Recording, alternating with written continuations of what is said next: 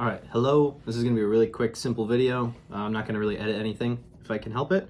Okay, so today I'm gonna be talking about the Fujifilm X-E1 versus the X-E2. There's a bunch of really fucking helpful videos out there. A lot of really amazing photographers who have given really thorough, in-depth explanations to these videos. However, there are a couple features that were not mentioned in these videos. Any of the videos I saw, they didn't really mention and touch on this. So I'm gonna touch on it really briefly. First of all, auto shut off. The X-E1 auto shut off is, you can set to 30 seconds, which is nice if you're doing things and you're shooting and then you want it to stop and auto shut off in 30 seconds and not kill the battery. The lowest you can go in the X-E2 is 2 minutes. I don't know why they did that. Maybe it seems like they saw that detail, but 2 minutes is a battery draining time. I know that the sensor will go off when it leans against your body, which is nice. But yeah, I don't know why they didn't make that 30 seconds. The Wi-Fi, no Wi-Fi with the X-E1, but you can have the Wi-Fi option. However, the latest Fujifilm app does not work for this camera. You have to do only the remote app, which is an older app, and it's not even worth it. The transfer speeds are slower. You can use your phone as the remote, but honestly, I would just rather plug in the memory chip to a computer. So that's the Wi-Fi. Let's see, 2 function buttons on this. And you could program one of the function buttons to double exposure, which I thought was so cool, especially for such an old camera. I think this came out in 2013 or 2012. So that's cool that it has that option. But with the X-E2, it has 7 function buttons, and none of which you can set to double exposure, which I just can't believe. That sucks. So luckily it was buried in the settings. If you go into the drive option, you can actually find the double exposure option. Second to panorama. It gave you panorama, I think, as like the first priority. I don't know why double exposure is not on a higher priority. That's such a cool feature, especially for these Fujifilm cameras. Anyways, whatever.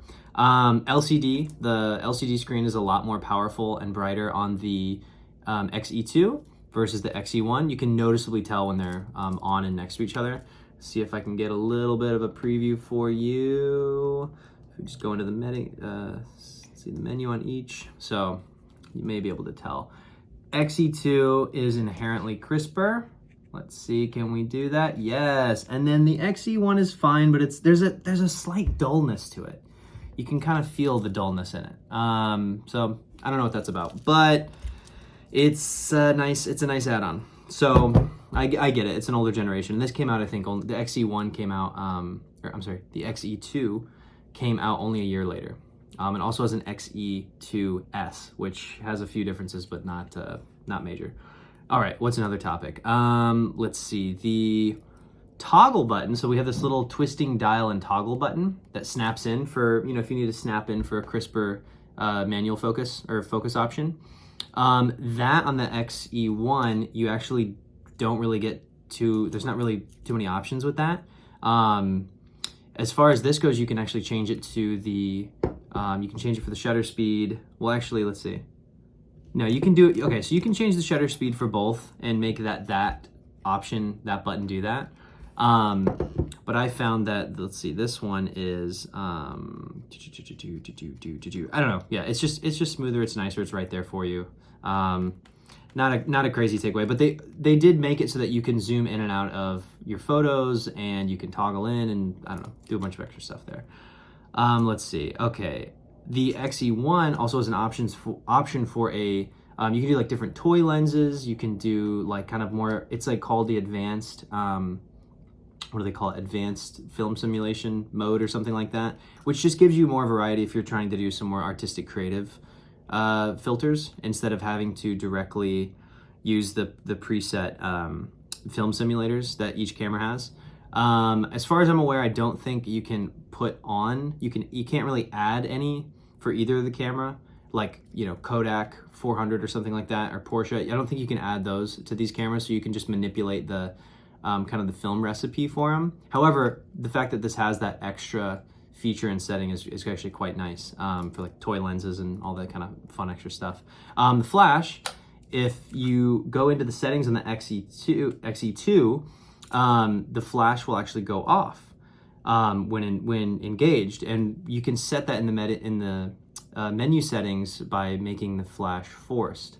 Now with the X-E1, I could not get this to go whatsoever. No matter what I tried in the settings, it was so deep and buried. The guy at the camera store was like, "Oh, it's actually like you've got to turn your ISO to auto, and then you have to turn this off," and then it was like deeply in a buried function where I could get it to go.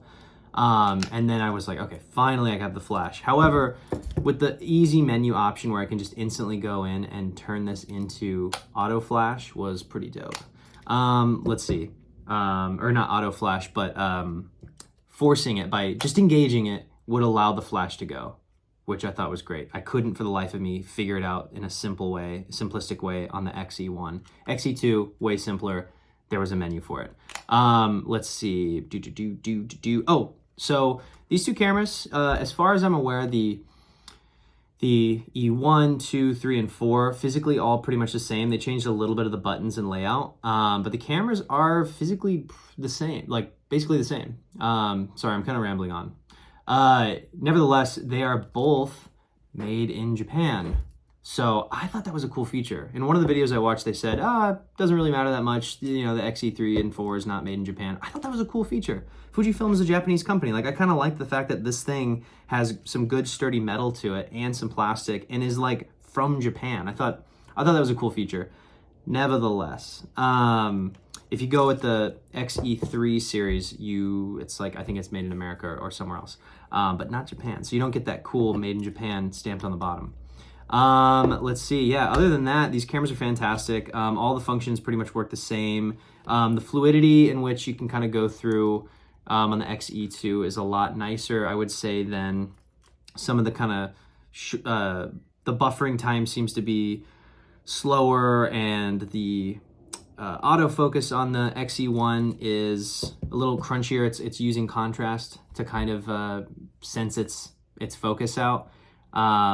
Versus the autofocus is way sharper and smoother on the X-E2. So if you have both of these cameras as an option and you're really considering it and looking into them and thinking about it, go the X-E2. It's nice. It's a good camera. They're super simplistic. I'm a photographer that does not want the most updated, nice, top-of-the-line spec.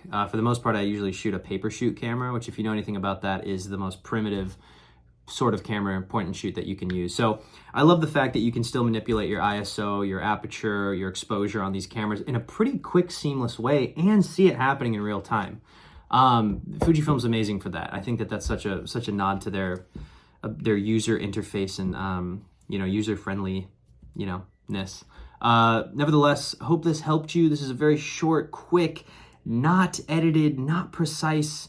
I don't have facts and information listing here for you at this beautifully made video, but it's at least going to help you if you are considering any of these 4 cameras, which they have discontinued. They are no longer making any of these cameras. So if you get them, they will be secondhand. X-E1 I was able to get online for around $500. X-E2 about $600. So you are getting a few more features. It is a little bit smoother. The technology is a little bit nicer, so makes sense. But it overall way more user friendly. X-E1 has a nice charm to it. Also has one of the older sensors, which I think is on the X Pro series, if I'm getting that correct. It's nice, but I'm finding that it's not so different that I'm losing something. Neither of the cameras you can add the film grit simulation. I think that was cool. I think on the later models you can add film grit. The menus look a little bit different. Just for example's sake, you can see instantly that the menu is different. I think with the newer series, you can see that they have this like IO option on the top, like a more customizable interface, which I wish they had, but that's okay. This is a simple camera. This is a simple photography. Definitely, getting your beak wet if you're like wanting to get into more serious photography. That's not just your iPhone 14 Pro. So, all right. Appreciate you. Thank you for this. Hope this was helpful in any way. Thank you.